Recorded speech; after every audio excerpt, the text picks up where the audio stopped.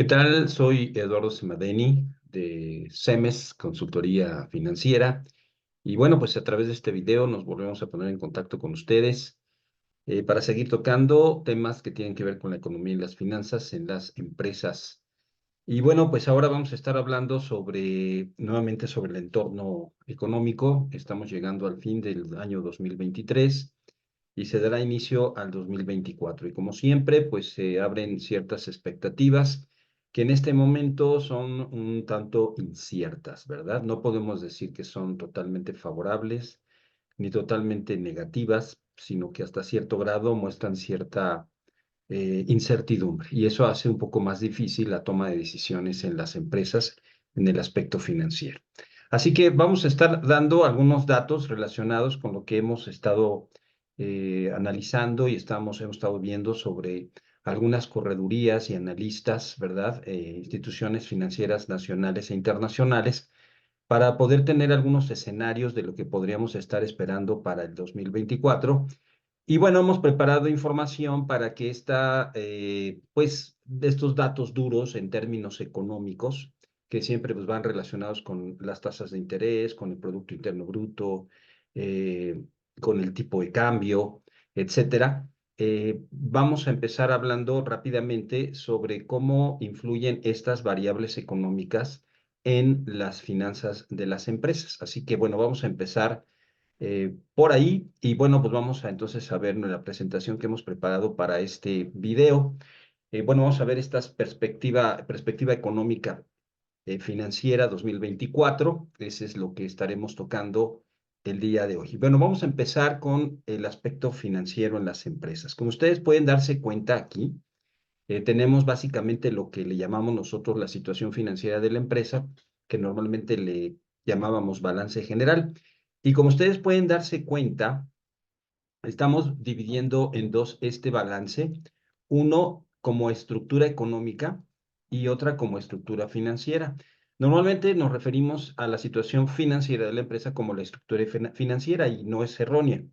Sin embargo, podemos decir que estos dos elementos dentro del balance hay una estructura económica y una estructura financiera que obviamente nos permiten a nosotros llegar a comprender cómo las variables macroeconómicas pues tienen una importante afectación en la situación financiera de una empresa, básicamente en función de las inversiones y de los financiamientos que se deciden dentro de la empresa, que propiamente es lo que define la estructura financiera de la empresa. Pero ¿por qué estamos hablando de una estructura económica? Bueno, como ustedes se dan cuenta, estamos hablando aquí de activos. Es una ilustración que encontramos en la red. Y esta estructura económica se refiere a los activos y sabemos que, pues, escuetamente podemos decir que un activo es un bien y un derecho, ¿no? Pero ¿qué hacemos con estos activos? Bueno, lo que hacemos es que utilizamos los recursos económicos. ¿A qué nos referimos? Al dinero. ¿Y para qué usamos el dinero? Para invertirlo. ¿Invertirlo en qué? Invertirlo en activo, ¿verdad?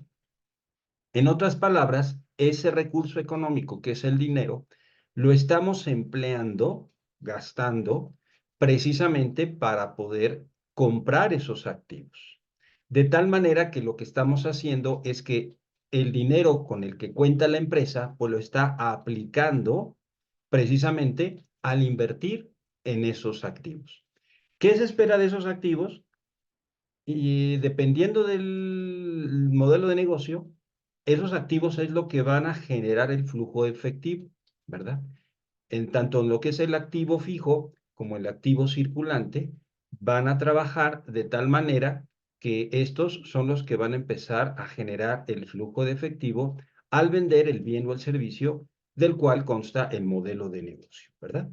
Por lo tanto, es un ámbito económico porque sin duda esto es lo que nos permite generar el flujo de efectivo o de dinero que nosotros necesitamos para poder cubrir nuestros costos operativos y nuestros costos no operativos. Por eso hablamos de que los activos generan una rentabilidad que hace posible que desde el punto de vista económico la empresa pueda seguir estando en marcha, ¿no? Básicamente esa es la cuestión. Ahora, Pero hay que entender que las empresas necesitan fuente de capital o fuente de financiamiento para poder invertir en activos.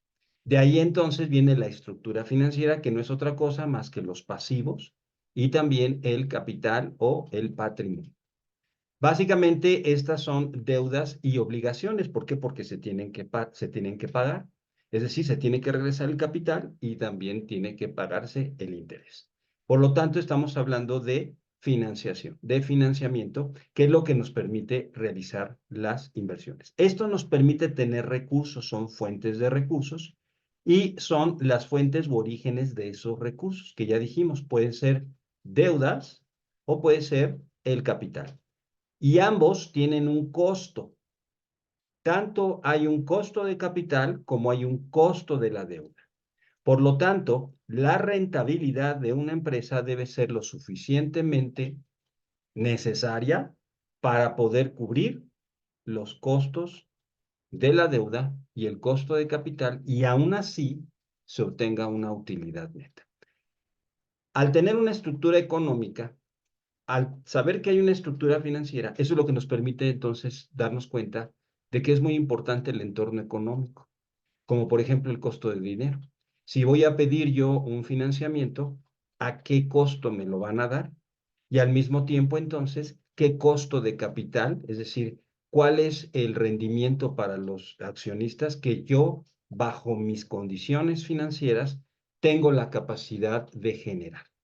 Se supone que debemos generar un rendimiento para los accionistas mucho mayor o mayor que el costo de la deuda. De otra forma, no, la empresa no pudiera generar valor.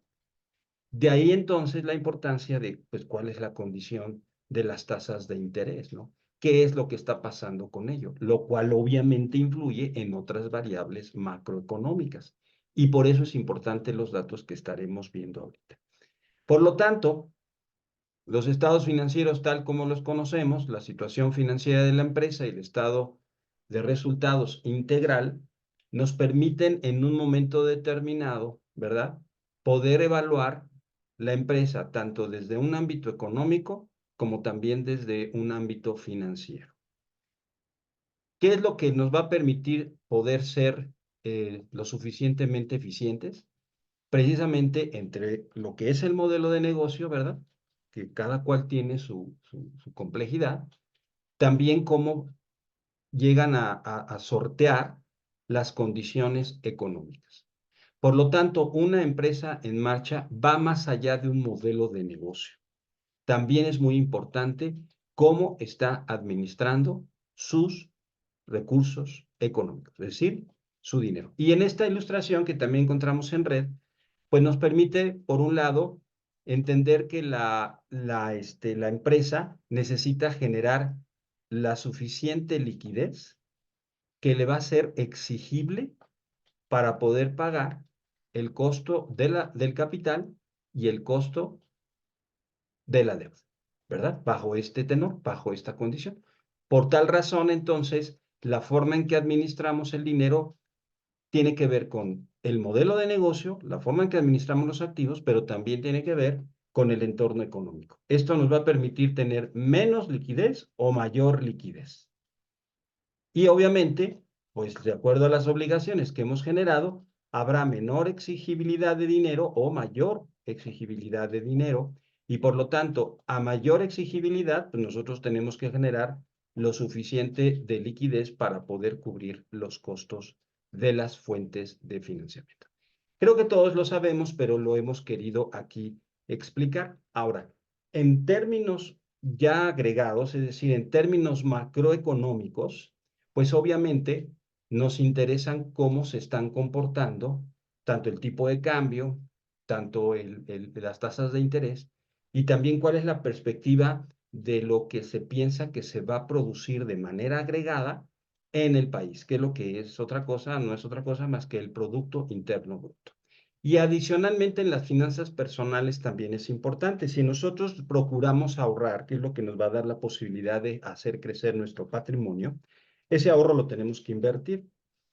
Pero ¿cómo lo vamos a invertir? Pues va a depender también del entorno económico. porque una inversión en cierto momento del ciclo económico que resulta redituable, puede ya no serlo en otro momento del ciclo económico. Entonces, también tenemos que saber esta situación en particular. Entonces, ¿qué es lo que vamos a hacer? Bueno, primero vamos a ver algunos comentarios de algunos analistas que nos van a permitir ver cuál es la condición financiera en México, qué es lo que está permitiendo que actualmente México tenga una condición estable en sentido económico y cuáles podrían ser las perspectivas para el próximo año 2024. Así que si les parece, vamos a iniciar. Pero recuerden que a fin de cuentas, como decíamos ahorita con respecto a la empresa, si me regreso un poquito, esta estructura que vemos aquí en estos estados financieros no son casuales, no son simplemente el resultado de un registro contable. No, ese registro contable en realidad es el resultado de las decisiones de inversión y de financiamiento que está tomando la empresa a nivel directivo. Así que la situación financiera, la estructura financiera de una empresa no es casual, refleja las decisiones de inversión y las decisiones de financiamiento que hace una empresa, y eso es lo que nos permite, como decíamos hace un momento, poder evaluar pues cuál es la condición tanto económica como financiera de la empresa. Y la perspectiva del entorno es lo que nos va a permitir darnos cuenta si las decisiones que hemos tomado son correctas o también cuáles son las mejores decisiones que podemos tomar, obviamente pensando en una estrategia. Y siempre debe haber una estrategia, no simplemente hacer las cosas por hacerlas. Y no solamente una estrategia pensando en el modelo de negocio, sino que pensemos en la estrategia del modelo de negocio en función del entorno económico en el que nos encontramos ahorita, ¿verdad? Vamos a tratar de ver esto y vamos a ver entonces algunos comentarios. Voy a proceder a leerlos y hacer algunos comentarios breves. Como ustedes saben, México actualmente tiene una condición económica estable que de hecho va a permitir que crezcamos mucho más de lo que pensábamos al principio del 2023. ¿A qué se debe? Dice aquí en un comentario de Investing, una fuerte ancla para el sólido desempeño más reciente de México han sido las entradas de capital extranjero asociados con el nearshoring estadounidense. La afluencia impulsó, ¿qué cosa? La apreciación del 20% del peso para que éste llegara a 16.62 centavos antes de que llegara a los 17.11. Bueno, estaba en ese momento de este artículo y sobre el 23 de noviembre, estaba a 17.11, ahorita está en 16.90, o sea, ya está por abajo de 17 pesos. ¿Cuál es la razón de ello? Es entrada de capital extranjero, ¿verdad? Sin embargo, a medida de que aumenta la incertidumbre electoral, antes de las elecciones generales del 2 de junio del 2024, esta tendencia a más largo plazo debería al menos seguir proporcionando un piso bajo el peso mexicano. Es decir, consideran que el peso pudiera estar aquí, en los 17 pesos con 11 centavos, ¿verdad? Estamos hablando de que ese podría ser el piso, de que no pasara. Sin embargo, bueno, ahorita está en los 17.90, ¿verdad? Bajo esta condición o bajo esta situación. ¿Qué otro comentario se puede ver? Dice aquí otro analista, sin embargo, el experto consideró que los niveles de cotización observados este año reflejan que una sobrevaluación de la divisa local. Es decir, que nuestra divisa en función del costo del dinero en Estados Unidos y del costo del dinero en México está generando una sobrevaluación. Es decir, el tipo de cambio debería estar más arriba. ¿Pero de qué depende? Principalmente de una fuerte afluencia de inversión de tipo del nearshoring, ¿no? Que estábamos comentando hace un momento. Bueno, considerando esto, ¿dónde debería estar el tipo de cambio? En 19 pesos.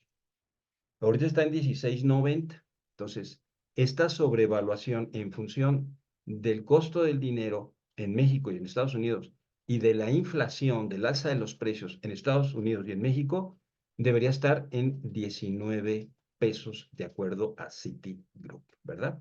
Hay que tomarlo en cuenta. Ahora, otro aspecto que se está percibiendo es la probabilidad de que el dólar estadounidense se deprecie durante la próxima década. O sea, no estamos hablando de que se va a depreciar pronto, pero durante la próxima década se piensa que el dólar va a perder fuerza, alrededor del 75%.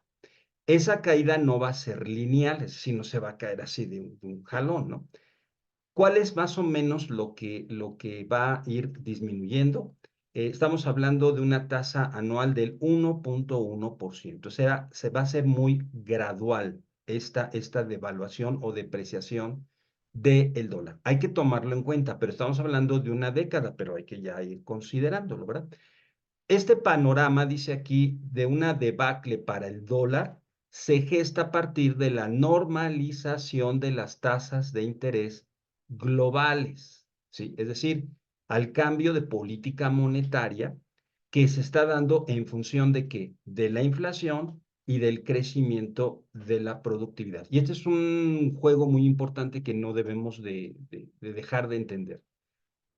Las tasas se suben para que la inflación no siga subiendo, pero al subir las tasas de interés, automáticamente generan un alto crédito o crédito caro, y eso automáticamente eh, frena la productividad y también frena el consumo.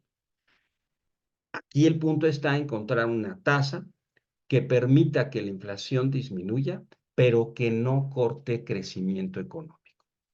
El dólar va a empezar a perder, de acuerdo a algunos analistas, vamos a decir, valor debido a que con todo lo que ha estado pasando a nivel mundial, cuando se vuelve otra vez a normalizar, esperan esta caída. Además de que todos los conflictos geopolíticos están haciendo que muchas naciones ya no utilicen el dólar como divisa comercial. Entonces, eso va a ir provocando bajo esta condición, ¿verdad? Bien.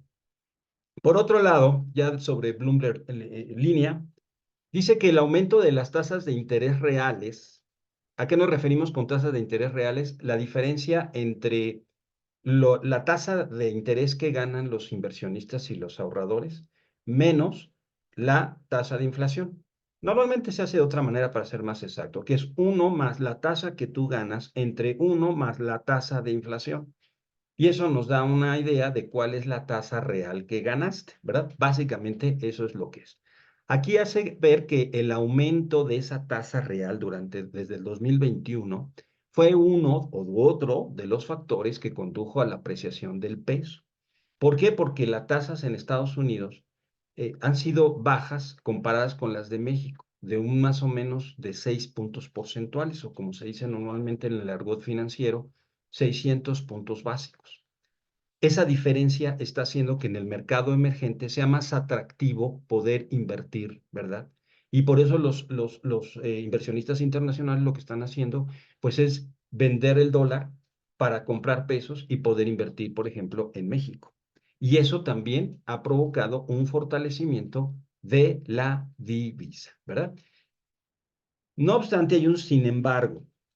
Dado que se espera que las tasas reales disminuyan, es decir, que la diferencia entre la tasa de Estados Unidos y la tasa de México, que como quiera que sea, hay que recordar que la tasa en Estados Unidos está en función del dólar y la tasa en México pues, está en función del peso. Hay que hacer ahí una conversión en términos de la tasa en función también del costo del dinero de los dos países, pero más o menos en términos generales son 6 puntos de diferencia, ¿verdad? Esa tasa real va a ir disminuyendo. Por lo tanto, dice el analista, esperamos que el peso revierta esta tendencia y se deprecie desde los niveles actuales, generando un rango de entre cuánto, entre 17.75 y 18.75 por dólar durante 2024. Hay que hacer la planeación en base a un dato como esto, pero hay que darle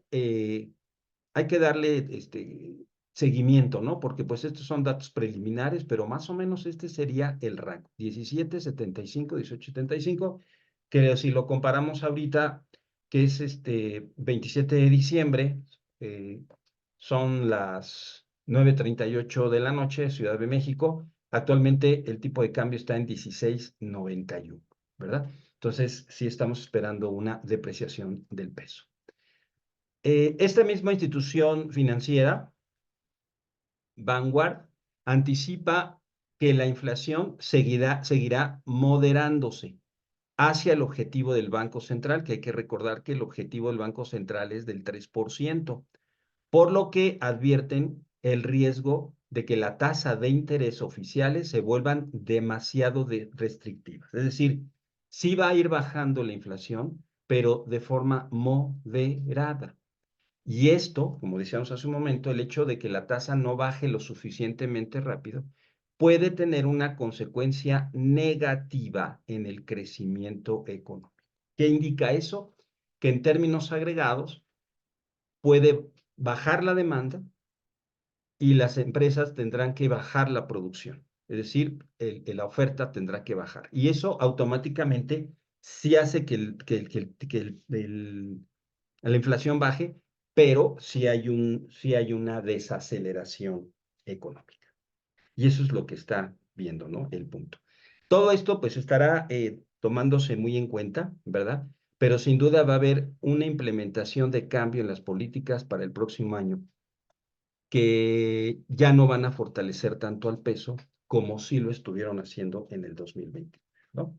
Por parte del grupo financiero Monex menciona lo siguiente: aunque a lo largo del 2023 exportaciones e importaciones, ya nos vamos al mercado externo, han mostrado un comportamiento resiliente, es decir, ha resistido las dificultades o los problemas, las dificultades para seguir avanzando se han hecho presentes desde el tercer trimestre, es decir, están esperando no tanto un mejor desempeño en el sector externo.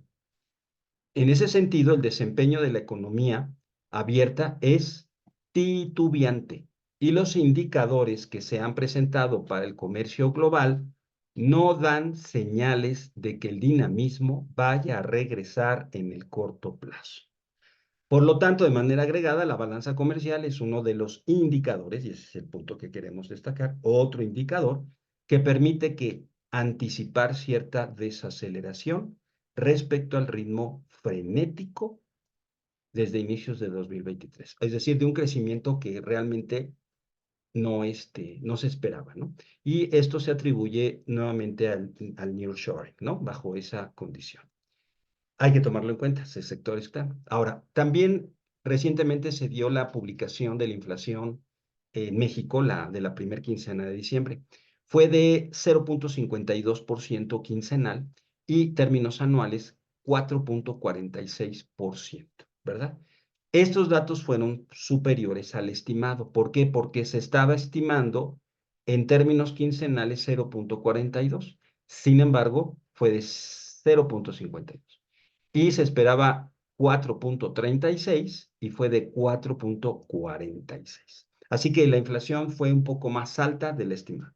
Y es una especie de pequeño rebote que haría qué cosa, pues que pensara el Banco de México de posible rebote en la inflación, lo cual no le permitiría bajar más las tasas, ¿verdad? Eso es lo que se esperaría. Por lo tanto, dice aquí, con todo, el escenario para la inflación general no se ha salido de los parámetros marcados desde hace 4 meses. ¿Por qué? Bueno, a tasa anual sigue siendo probable que oscile entre el 4.50. ¿Hasta cuándo? Junio 2024. Tómenlo en cuenta. En términos de costos y en términos de posibles reacciones de las tasas, que es lo que vamos a ver más adelante rápidamente. Esta condición marcará el debate sobre el ciclo de recorte que se avecina en México. Es decir, va a venir aquí la discusión de si el Banco de México debe bajar o no debe bajar las tasas de interés. Si las baja, pudiera haber un rebote de la inflación. Si no las baja, pudiera haber una desaceleración más de lo que estamos esperando. Entonces, nuevamente, la política monetaria, como siempre, es un importante indicador, ¿verdad? En este sentido. Dice aquí, hay pocas señales de que la mejora vaya a persistir hasta alcanzar la consolidación dentro del rango objetivo del Banco de México, que es del 3%. Entonces, todavía hay sus dudas, ¿no? Regresando nuevamente a Bloomberg, en Bloomberg Línea, cada vez en términos de política monetaria, que lo que estábamos mencionando hace un momento, hay más analistas que ven que en marzo pudiera ser la primer baja de las tasas de interés por parte del Banco de México. Esto automáticamente provocaría una posición de menos valor en el peso, ¿verdad? El tipo de cambio. Al bajar la tasa de interés, eh, vamos a decir, provocaría una pérdida de valor para el peso y eso pudiera provocar una devaluación frente al dólar. Ese es el punto que debemos aquí entender. La gobernadora del Banco de México, Victoria Rodríguez Ceja, precisamente habló del proceso de desinflación, está abriendo la puerta, y aquí es un punto importante, para que evalúe, ¿sí?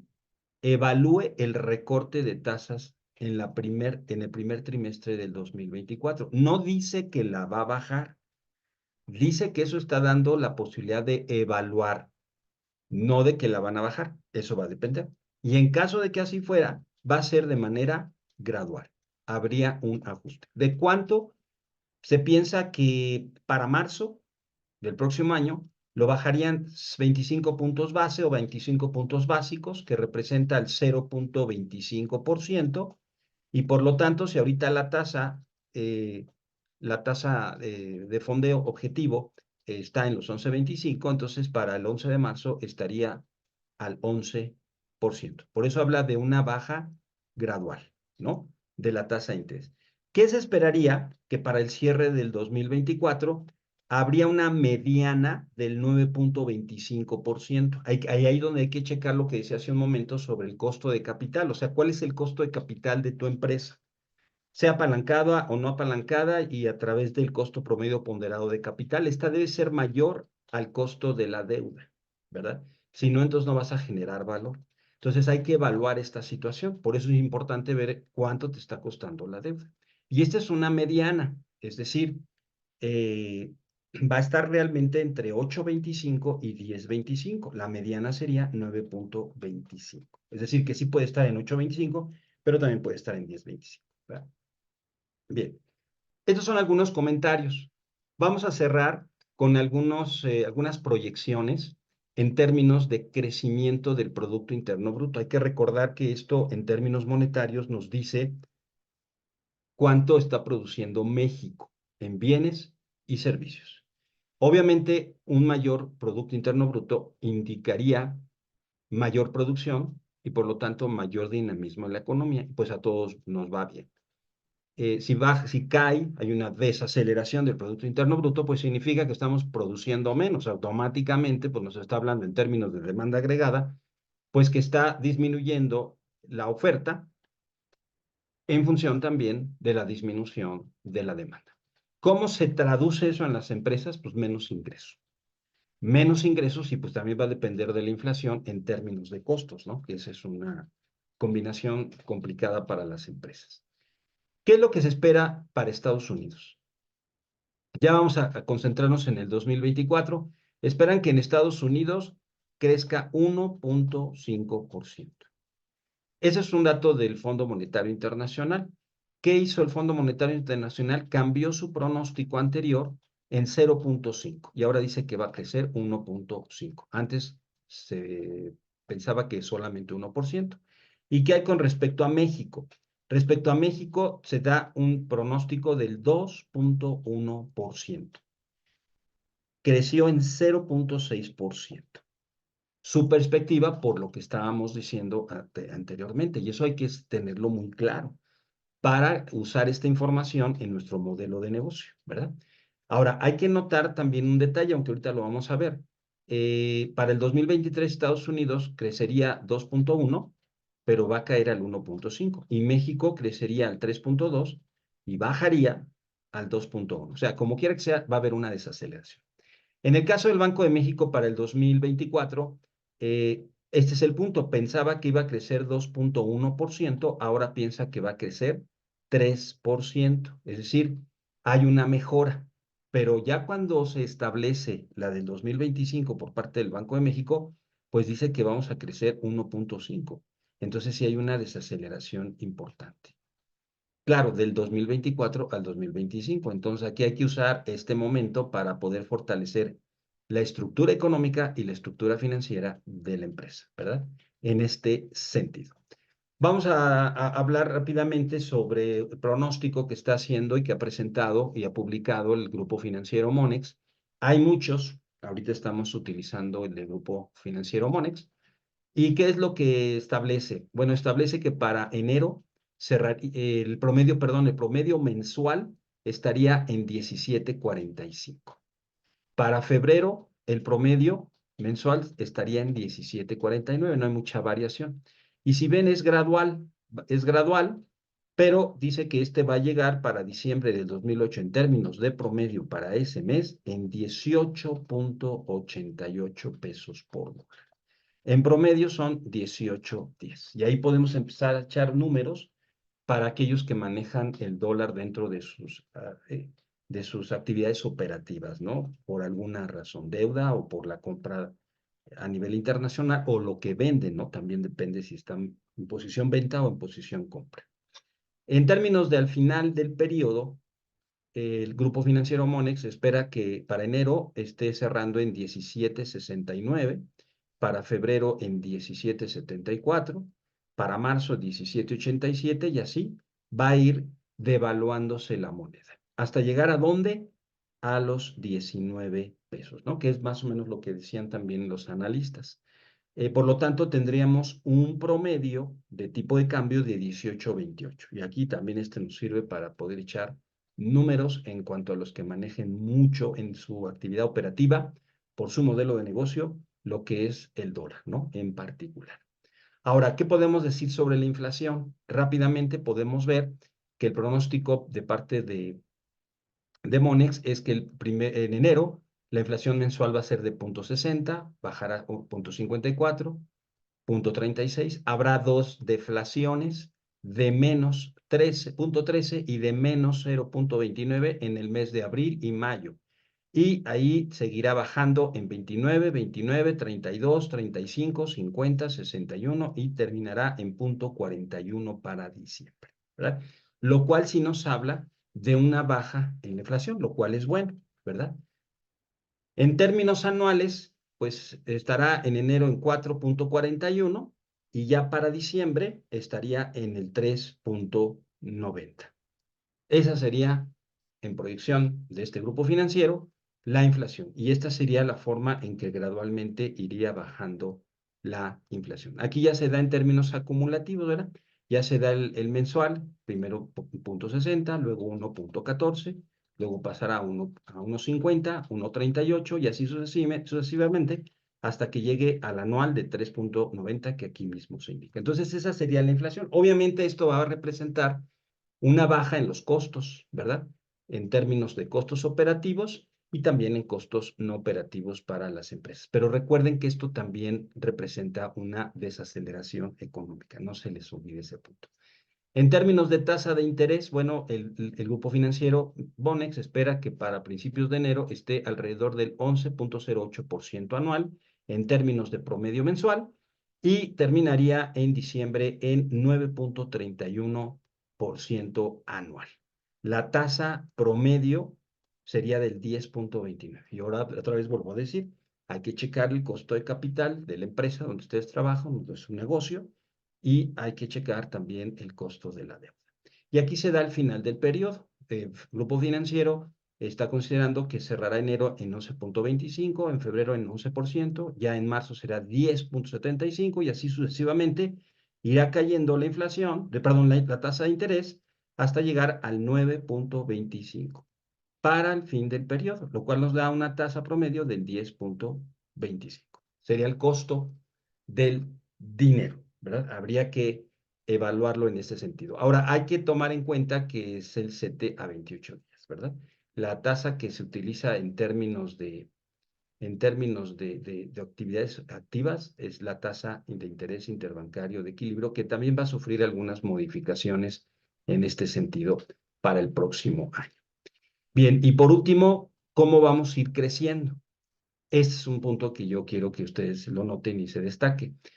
Para el primer trimestre, Grupo Monex dice creceremos 0,48, primer trimestre. Luego 0,33, luego 0,23, luego fíjense 0,08%. Si se fijan, va también cayendo el crecimiento. O sea, hay una desaceleración, no recesión, no una contracción, sino una desaceleración, siendo el promedio 0,28. En términos anuales, entonces creceríamos, lo que estábamos diciendo hace un momento, que todos afinen con ello, en 2,1 o 2,10% sería el crecimiento para el 2024. Y tenemos un cierre de 3,50, pues obviamente sí hay una desaceleración en el crecimiento del Producto Interno Bruto, ¿no? Bajo esta condición. Ya para terminar y finalizar, entonces, lo que hicimos nosotros fue hacer un análisis de la encuesta que hace Citibanamex sobre las perspectivas y encuesta a más de 30 instituciones financieras.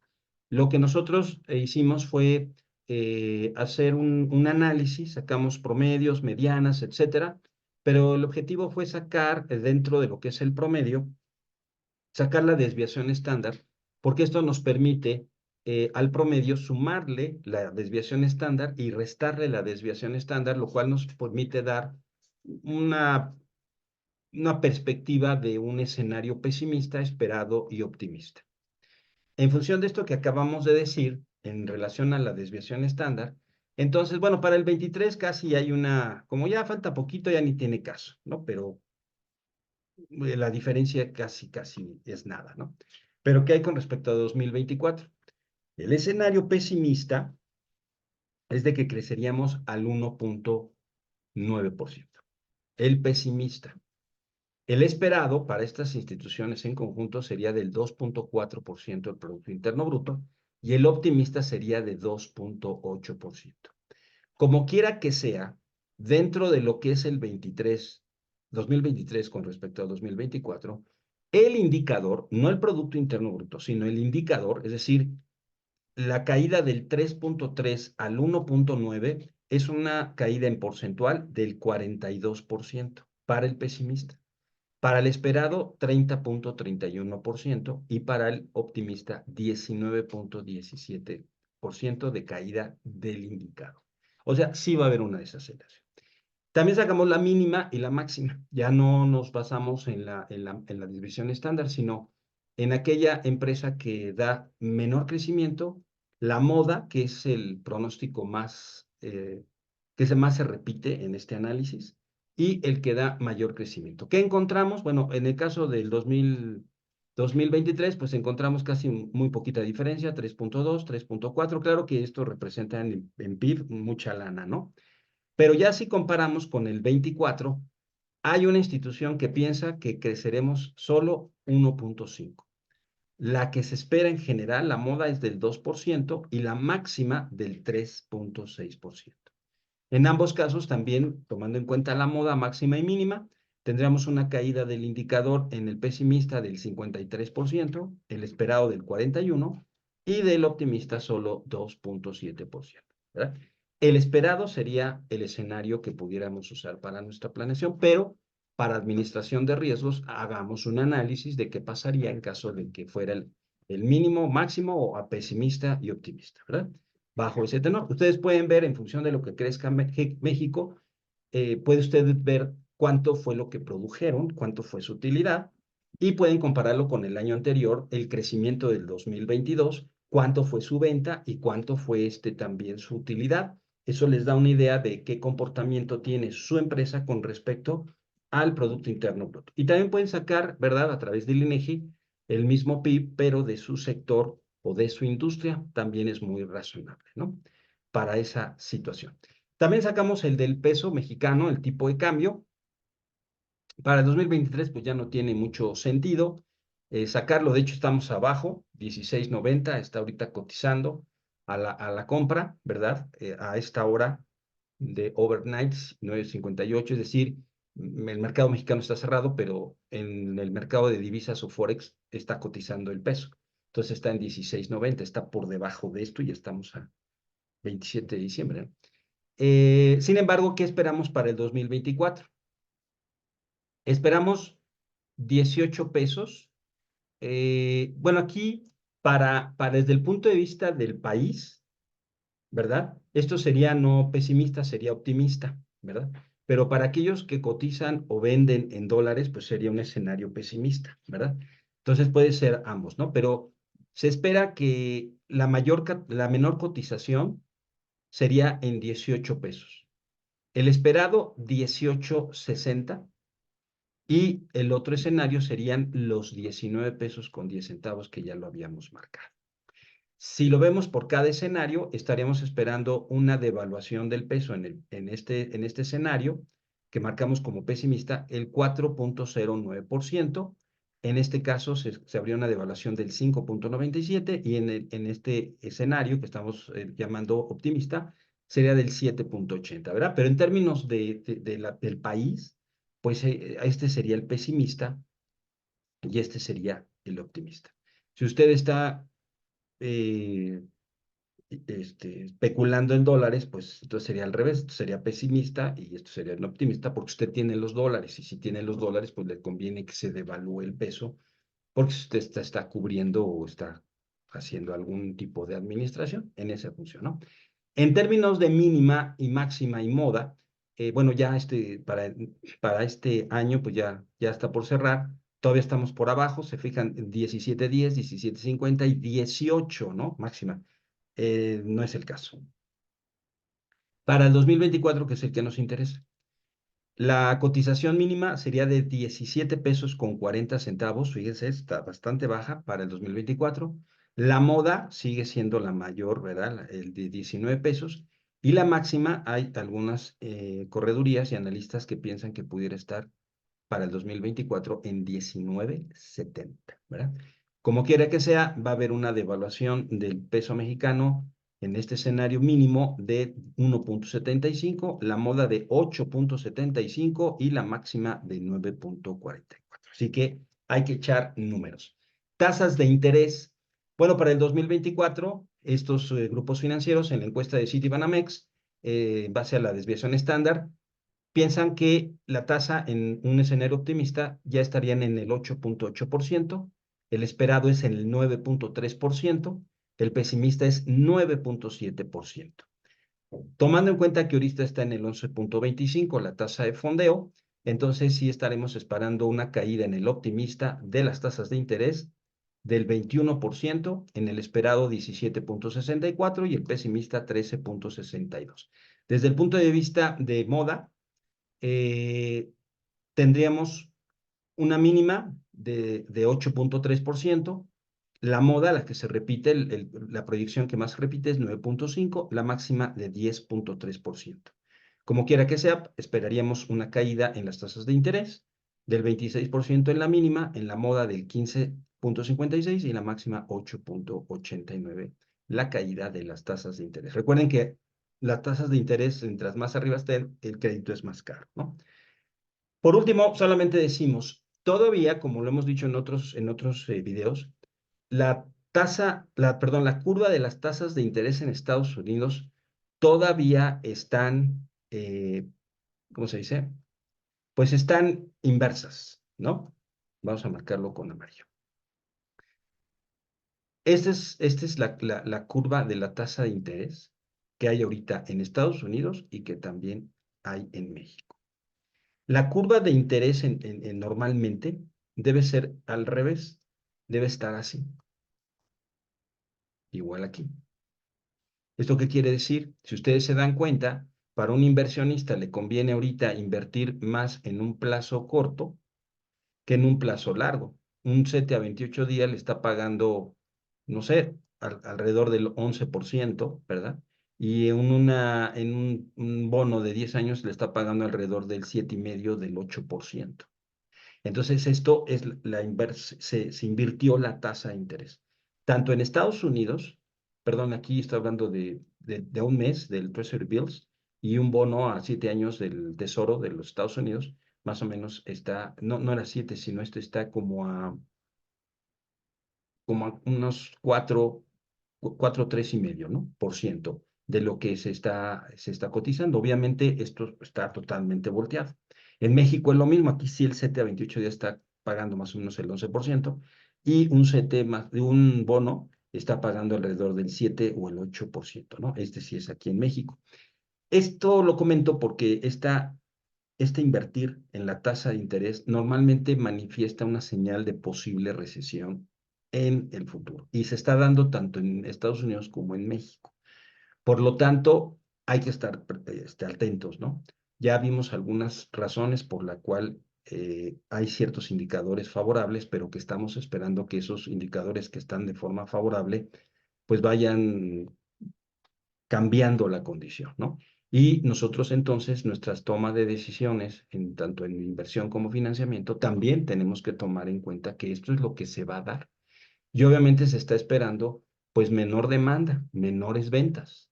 Y por lo tanto, esto debería tomarse en cuenta en función, ¿verdad?, de la empresa para la cantidad que se estará invirtiendo tanto en el corto como en el largo plazo y también al seleccionar financiamiento en el corto y largo plazo.